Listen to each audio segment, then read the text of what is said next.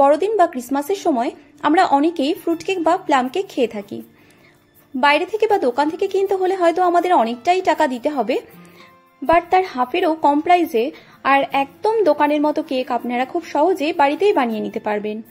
তার সাথে থাকছে কিছু tips and tricks. By the way, আমি মাম্পি, আপনারা দেখছেন মাম্পি ফুড কর্নার, আর আজকে আমাদের recipe Christmas special plum cake. চলুন তাহলে রেসিপিটা দেখে নেওয়া যাক। প্রথমেই আমি একটা কড়াইতে নিয়ে নিয়েছি কিছু চিনেবাদাম আর আখরোট, এটাকে আমি ড্রাই রোস্ট করে নিচ্ছি। আর এপাশে নিয়ে নিয়েছি কিছু আমন্ডস, কাজু বাদাম আর কিশমিশ। আর এপাশে নিয়েছি চেরিটাকে আমি এরকম টুকরো টুকরো করে কেটে নিচ্ছি। ছোট ছোট করে টুকরো করে আমি সমস্ত ড্রাই ফ্রুটসগুলোকে কেটে নিচ্ছি। এবার এপাশে নিয়ে নিয়েছি একটা কমলা লেবু, আর কমলা লেবুটাকে আমি এইভাবে করে গ্রেট করে দিয়ে দিচ্ছি। লেবুর খোসাটা গ্রেট করে দেওয়ার ফলে কিন্তু কেকে একটা দারুণ ফ্লেভার আসবে। আমি 1 চামচের মতো নিয়ে নিচ্ছি এই খোসাটাকে গ্রেট করে। এবার আমি এপাশে লেবুটাকে কেটে নিলাম, আর এটা থেকে আমি জুস বার করে নেব। এরকম একটা জুসারের সাহায্যে আমি জুসটাকে বার করে নিচ্ছি। জুসারের সাহায্যে কিন্তু আমি কমলা লেবুর রসটা পুরোটাই এভাবে করে বার করে নিলাম। এবার সমস্ত ড্রাই ফ্রুটসগুলোকে এই কমলা লেবুর রসের মধ্যে 2 ঘন্টা ধরে ভিজিয়ে রেখে দেব। এবার আমি এর মধ্যে দিয়ে দিচ্ছি কিছু খেজুরটাও কিন্তু টুকরো করে আমি এর মধ্যে দিয়ে দিলাম। সমস্ত ড্রাই ফ্রুটসগুলোকে আমি 2 ঘন্টার জন্য ভিজিয়ে রেখে দিলাম। 1 কাপ চিনি নিয়ে নিলাম, আর সেটাকে আমি মিক্সিতে গুঁড়ো করে নিয়েছি। এপাশে নিয়ে নিচ্ছি আমি 2 কাপ ময়দা, আর ময়দাটাকে কিন্তু খুব ভালো করে চেলে নেব। দিয়ে দিলাম কর্নফ্লাওয়ার, 2 চামচ কর্নফ্লাওয়ার আমি অ্যাড করে দিলাম এর মধ্যে। দিয়ে দিচ্ছি 1/2 চামচ দারচিনি গুঁড়ো, আর 1/2 চামচ এলাচ গুঁড়ো আমি অ্যাড করে দিলাম। এবার সমস্ত কিছুকে কিন্তু আমি চেলে নিচ্ছি এইভাবে করে, যাতে কোনো লাংস ওর মধ্যে না থাকে। এবার আমি এরকম কাপের 2 কাপ পাউডার মিল্ক অ্যাড করে দিচ্ছি। এটাকেও খুব ভালো করে চেলে নিলাম।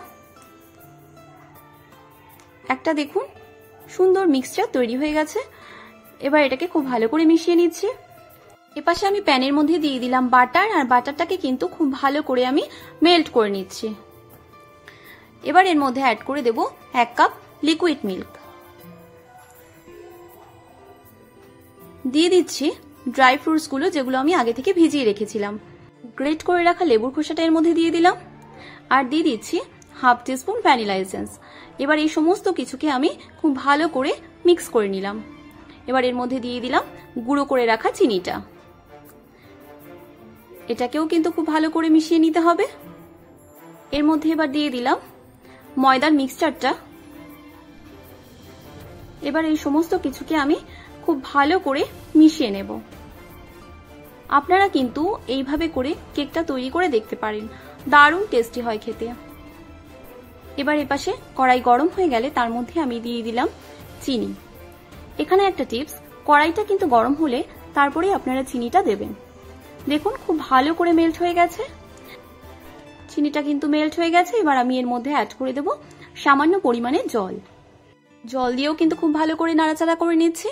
প্লাম কেক তৈরির জন্য কিন্তু এই ক্যারামেলাইজ সুগারটা অবশ্যই দরকার।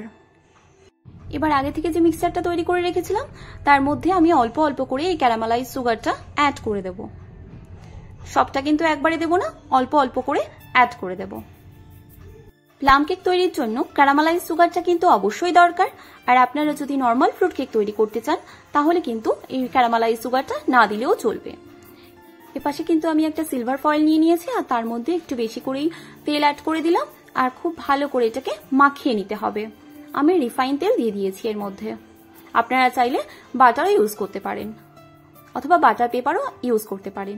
দেখুন এবার কিন্তু এপাশে ওটিজিটা অন করে দিলাম প্রিহিট হওয়ার জন্য। এবার নিয়ে নিচ্ছি 1 চামচ বেকিং পাউডার আর 1/2 চামচ বেকিং সোডা। এবার এটাকে খুব ভালো করে চালনিতে চেলে নিচ্ছি। কেকের সেই মিক্সচারটার মধ্যে কিন্তু আমি এটাকে অ্যাড করে দিলাম। এবার দিয়ে দিলাম 1/2 চামচ পাতিলেবুর রস। আপনারা চাইলে এখানে ভিনিগারটাও ইউজ করতে পারেন। এবার খুব ভালো করে এটাকে মিশিয়ে নিচ্ছি। দেখুন ব্যাটারটার কনসিস্টেন্সিটা কিন্তু ঠিক এই রকম আসবে, খুব পাতলাও না আবার খুব ঘনও না। আপনারা দেখেই হয়তো বুঝতে পারছেন। এবার এটাকে আমি সিলভার ফয়েলের মধ্যে দিয়ে দিলাম। দুটো সিলভার ফয়েল নিয়েছিলাম, দুটোর মধ্যেই আমি দিয়ে দিলাম পুরো ব্যাটারটাকে। এবার আমি এর মধ্যে কিছু ড্রাই ফ্রুটস অ্যাড করে দিচ্ছি। এই ড্রাই ফ্রুটসগুলো কিন্তু বেকড হওয়ার পর কিছুটা ভেতর দিকে ঢুকে যাবে। এবার ফয়েলটাকে কিন্তু আমি এইভাবে করে একটু নাড়িয়ে নিচ্ছি, যাতে কোনো এয়ার থাকলে সেটা পাস হয়ে যায়। এবার ওটিজিটা গরম হয়ে গেছে, আমি এর মধ্যে ঢুকিয়ে দিলাম। 7 মিনিট পর কিন্তু আমি ওটিজি থেকে কেকগুলো বার করে নেব। দেখুন 7 মিনিট কিন্তু হয়ে গেছে।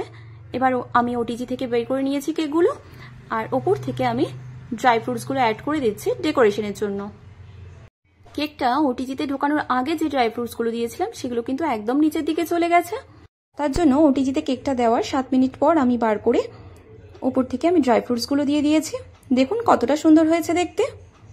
দেখতে যতটা সুন্দর হয়েছে খেতেও কিন্তু ততটাই টেস্টি হয়েছিল, আর একদম নরম তুলতুলে হয়েছিল। আপনারা বানিয়ে কিন্তু একবার দেখতেই পারেন। একটা কাঠির সাহায্যে আমি আপনাদেরকে দেখিয়ে দিচ্ছি। দেখুন একটুও কিন্তু লেগে নেই, কেকটা একদম খুব ভালো করেই বেকড হয়ে গেছে। আশা করি এই রেসিপিটা আপনাদের নিশ্চয়ই ভালো লাগবে, আর ভালো লাগলে আমাকে কিন্তু প্রতিবারের মতো কমেন্টস করে জানাতে ভুলবেন না। আরও একটা রিকোয়েস্ট রইল, আপনাদের যদি রেসিপিটা ভালো লেগে থাকে ফ্রেন্ডস আর ফ্যামিলির সাথে নিশ্চয়ই শেয়ার করবেন। দেখা হচ্ছে আপনাদের সাথে আরও একটা নতুন রেসিপি নিয়ে নেক্সট এপিসোডে। আপনারা দেখে হয়তো বুঝতেই পারছেন কেকটা কতটা নরম তুলতুলে হয়েছে। আপনারা বাড়িতে বানিয়ে কিন্তু একবার এইভাবে দেখতেই পারেন, দারুণ টেস্টি হয় খেতে। দেখা হচ্ছে নেক্সট এপিসোডে। ভালো থাকবেন, সুস্থ থাকবেন, ধন্যবাদ।